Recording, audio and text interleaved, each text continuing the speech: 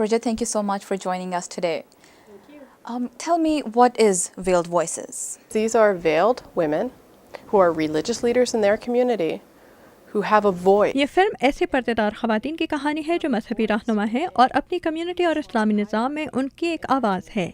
और ये फिल्म अमरीकियों के लिए इस सच्चाई और इन ख़वातीन की जद्दोजहद की हकीकत को पेश करती है। Stories and varied realities of their position in society to the American audience. How do you see these women's position as in their respective countries, in their societies?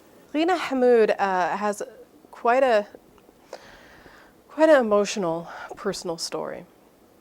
She has ग़ीना Hamood की कहानी बहुत जज्बाती है। वो हमेशा से मजहबी रहनुमा बनना चाहती थी और जब 18 वर्ष की उम्र में उनकी शादी हुई तो उन्होंने अपने शौहर से सिर्फ यही मांगा कि वो उन्हें तबलीग करने दें। वो कई सालों तक एक माँ और बीवी होने के साथ साथ ये काम करती रहीं।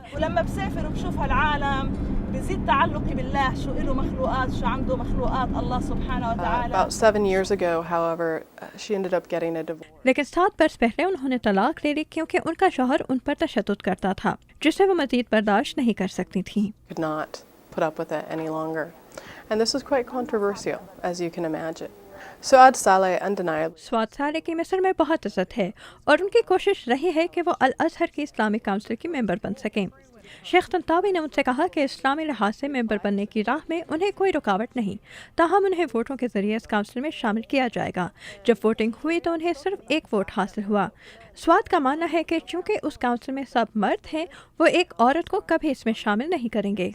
Huda al-Habash is a really wonderful example of a woman खुदा अल हबाश की कहानी इनके बरक्स है क्योंकि उन्हें ख़ानदान और मुआशरे दोनों की हिमायत हासिल है। who deeply loves her, who very much supports her activities. الزوجة المثالية. Tell me, what has attracted you to Lebanon, to West Bank in the past? What is special for you in that region? I think what's special for me about the region is how warm and embracing. उस जगह मिलने वाली मोहब्बत और गर्मजोशी मेरे लिए बहुत ख़ास हैं। मग़रिबी मीडिया हमें ये नहीं दिखाता। हमें इस्लामी मुआशरे की एक ही तस्वीर दिखाई जाती है और इस खत्ते के मुश्किल हालात ही नुमायाँ किए जाते हैं। उन इलाकों की तहजीब मुझे उनकी तरफ खींचती है। At least, or we only see things in crisis. What was something, either the overall experience or some incidents that really did touch your heart, that affected you, or that you really felt, open up your eyes to something very different? One thing that I was really surprised by was how down to earth the women were. मुझे इन ख़वातीन की आजज़ी देखकर बहुत हैरत हुई। हमें लगता है जैसे मजहबी रहनुमा हमसे बहुत ऊंचे दर्जे पर हैं, लेकिन इन ख़वातीन से मैंने ये सीखा कि आप खुदा के करीब होते हुए इंसानों के करीब भी हो सकते हैं। And they were really down to earth. They were very real. Telling a story about a culture that is different from yours. How can you do justice to a story? What do you have to do justice to a story that is not about your own culture? I think that it would be an injustice if I couldn't tell stories about another culture because नाइंसाफ़ी ये भी तो होगी कि मैं कहानियाँ ही ना बयान कर सकूं। हमारे लिए एक दूसरे के बारे में जानना बहुत ज़रूरी है, पर हम ये कैसे करते हैं? हम एक दूसरे के साथ मिल बैठकर बातें करते हैं और सुनते हैं। फिल्म बनाना भी ऐसा ही है। मेरा काम है इन ख़वातीन की बातें खुले जहन से सुनना। هي متقبلة هذا الوضع وشوي شوي ماشية معنا. يعني منا يعني هي كتير open minded منا. How much preparation about Islamic culture, Islamic texts did you have to do before going into the filming process? well, I've always been fascinated by Islam and I've always had a deep मुझे हमेशा से ही इस्लाम में दिलचस्पी रही है। मेरे दिल में इसके लिए बहुत एहतराम है और मैं इसका मुताला कॉलेज के ज़माने से करती आ रही हूँ। मैंने कुरान भी पढ़ा है।